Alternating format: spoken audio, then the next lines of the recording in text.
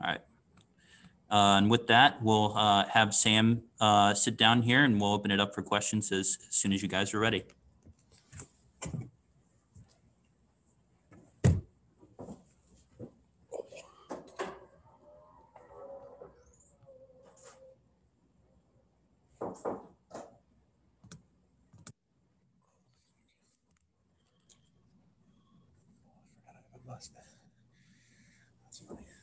So, Sam, what position do you play? They actually moved me to right tackle at the moment. We're a little thin.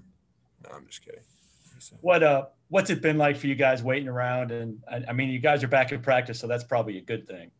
Yeah, no, it's definitely been different. We kind of calling it the All-Star break. We had a little time off, and we're just trying to get back. Get the rust off. Normally you get 1 to 2 bye weeks, and usually the bye weeks you're still, going after it and practicing and being able to lift and throw. And so being almost put on pause is a little bit different, but, we're just, guys are really excited to be back out there, and guys are, just happy to be playing football again.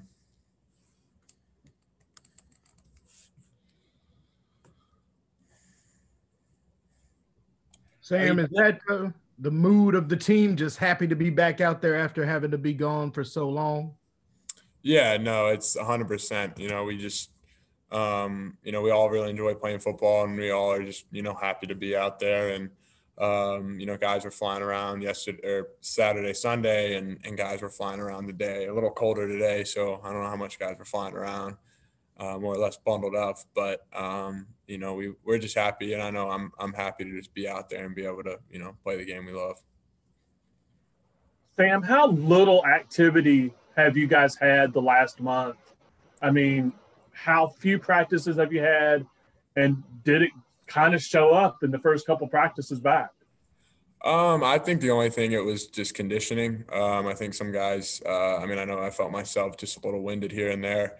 But I think we're getting that back, and that's kind of been a main focus, is really just not trying to push it too hard and, have any injuries that would come from just like not being in shape and, not being in condition. But I felt like we've been pretty good. I think guys were just, with the time off, they kind of really just, reassess like how much it means to be out there and how special it is for us to play this game and how quickly it can be taken away. So I think guys got a new appreciation, and our, we were flying around and having good practice. What are you worried about most timing wise with the offense? Is it the RPOs? Or what do you think is going to be the main worry when you guys get to Saturday? Hopefully you get to Saturday. No, we just, I think, it's just anything, you comes with running an offense. You've been off for so long, you never know what could happen. But again, like I said, it's just, we're firing pretty well right now. And I feel like I haven't really missed any steps with our guys. And obviously it's a good time kind of in those almost bye week practices that we were allowed to have. It was just like getting some connections with some younger guys and getting other guys and letting older guys rest and type stuff. So, but no, I think, there's just everything you got to worry about at this point, just being almost like, again, it's like the first game off of the longest break I've ever had in the middle of a season. Sam, is there a frustration level that's kind of festered over the last month with not being able to play games?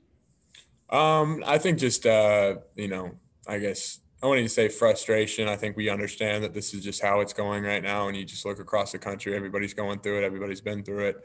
I think it's just guys are just, just want to play and understand. There's just a lot of work that goes in on, for players and especially the coaches and, putting together game plans, watching film, and then you get told, hey, you're not playing that game. Yeah, I think there's a little bit, but I think a lot of guys have done a great job handling the fact that, it's one of those things that it's like a really crappy saying, but it just is what it is at this point. And we're just kind of trying to roll with the punches and stay on top of everything.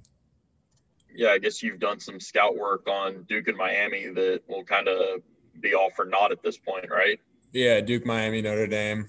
We put in a couple 10 hours in each of those, and then our coaches have done more, probably 19, 20, and then you just get told you're not doing it. So, but it's good film to watch and whatever.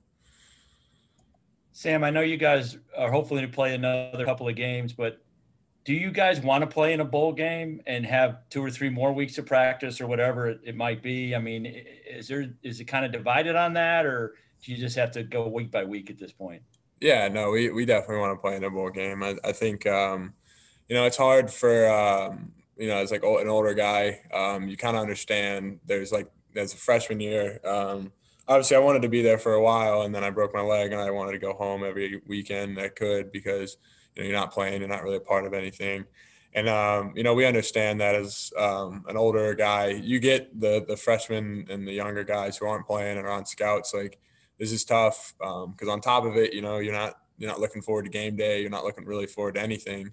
And you can't go home on top of that. But I think as the older guys, we've been trying to really lead them to, understand you're going to go home and really nothing's going to change. You're going to be there for a week, and then you're going to realize that you miss being around the guys and miss playing. And it really, the big thing is we know in basically once the end of December hits, or, early January, our season will be done. And it's like, when will we play next? It's going to be another couple months until we're not. And so we're just trying to really, get as much of this football as we can, and try and just kind of encourage guys to understand you go home. It's not really, you're going to sit around for a week and it's be all fun because you're not having to wake up in the morning and get hit by a guy and all that. But you'll realize that, it is, you signed up for it and you miss it. Is there a percentage, Sam, on guys who have not been home since July? Is some kind of it's everybody. No one's been allowed to go home. okay. So I've been here since I was here in June, I think 3rd. So, and I live an hour away, but no one's allowed to step foot. So pretty, tough. But again, it is what it is, as I said before. So your roof not converted anything at home, or?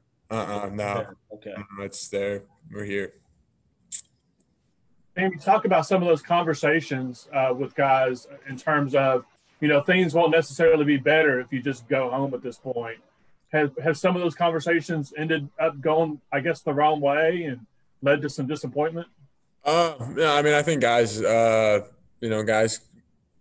get frustrated, and but again, it's their choice, and that's a big thing that coach has been great about is nobody's held hostage here.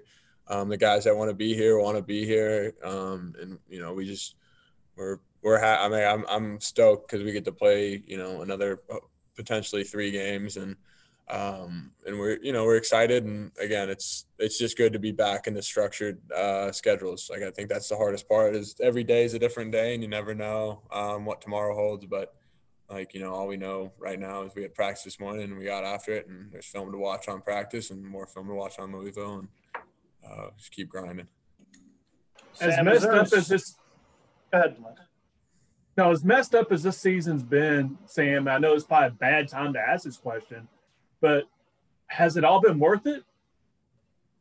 I mean, yeah. I mean, I got guys got to play football, and obviously, it's been fun. There's been some pretty high highs and obviously some low lows, but I mean that's football, and I wouldn't trade it for the world. Picking up on that, Sam, is there a sense that you talked about preparing for Miami, Duke, Notre Dame not getting to play them, but there's still all this goes maybe into next year? I mean, is there a sense, obviously never in sports do you want to look ahead, but knowing that maybe you're banking some of this for the future? Yeah, I mean, I think it's good. I think for the coaching staff, it's a little different. I think they kind of, they know what's going on, and they kind of, Coach R's probably watched Notre Dame 30 times and obviously played, coached with some of the Notre Dame coaches. So I know that's got to be a little frustrating. But I mean, they do a great job. Like you would never know that they did 19 hours of work on Miami and then get told, hey, we're not playing Miami, we're playing Louisville, and got to restart doing Louisville's prep when they just put in the, third down stuff for whatever Miami. But yeah, I mean, obviously that'll help down the road, but we just kind of are focused on what we got ahead. And then I guess when we get to the point next year, whoever we're playing, then we'll maybe can look back and say, hey, we already broke this down. Sam, there have been so many changes the last couple of weeks, teams, games on, games off. Is there any amount of apprehension in guys' heads that next phone call might cancel this weekend, that next email might cancel this weekend? Is this really worth it? I don't think this is going to happen. Anything like that? Yeah, I mean, everybody has questions and doubts, but we've had some good tests or whatever, like not positive tests, but good tests. If that makes sense.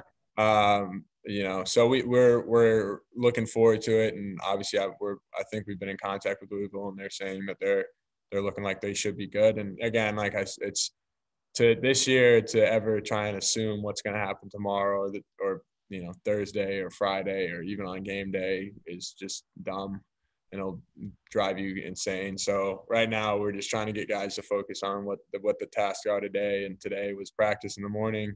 If you got an exam, go try and crush it, and then get in the film room or study or finish that paper, and try not to procrastinate everything to Friday, so you're not thinking about that on game day or whatever. Yeah. So that's kind of where we're at right now, and I think it's definitely hard for guys to understand that because we're very schedule oriented here and very schedule oriented in football and in life, and so it's been tough, but I think guys are doing a great job handling it.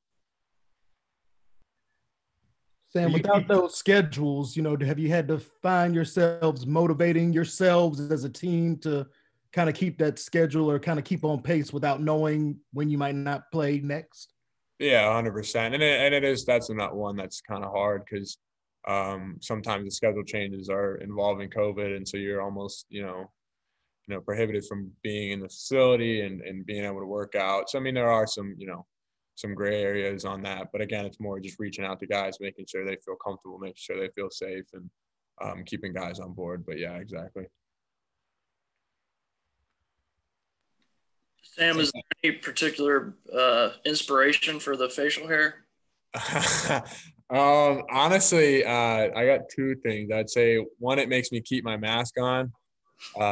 So like I don't get like little kids don't run away from me or something. And then two, it's just kind of something funny. Like I think I don't know if the guys actually think it's funny or they're just laughing at me, but I don't know. It's just something if they ever see my face when my mask is down for a split second and get a laugh out of it during practice, because obviously it's sometimes it's tough, and it's just something funny that I just like doing. I have had it for 3 years now, and at this point in the December era, so might as well just keep it alive. Sam, what can you say about your roommate, Nick Skiba, recently was put on the Lou Groza Award watch list again for a second straight year. What can you say about him, whether that's about the person, Nick Skiba, about the player, etc.? Sadly, we're really not roommates anymore because of COVID, which stinks. Oh. We're all in hotels right now, but no, man, he's an awesome dude. Just very, you never know, he's a top kicker in the country. He just carries himself the same guy every day. Has got a great family. Obviously he's got some really cool, backstory. And I mean, it's just one of those guys you just like to have on your side, and you kind of just know in big moments he's going to show up and do his job. And, he's not going to ask of, any, special treatment or, whatnot. He shows up and, kicks the ball, and that's it. So it's cool. Those are those guys you just enjoy playing with and enjoy having on our team. Did y'all connect with being from relatively small towns? Yeah, we've just being a Southern guy, kind of when we came in, definitely clicked. Fishing kind of brings us together, and obviously football. So we just we enjoy going out if we ever, like, during the normal years, going to like a pond around here, trying to shoot down to Lake Norman or whatever. But no, definitely. Who's the better fisher? Me, 100%. I'm the best fisherman on this. I would argue the planet, but that's just my take. Better fishing around Charlotte or Charleston? Are you saying is there better in Charleston? 100%. You guys all good? All right. All right, Pete. Thanks, Sam. Thanks, Sam. Thanks, Sam. I'll make sure to get that recorded to everybody, just in case not everybody got it.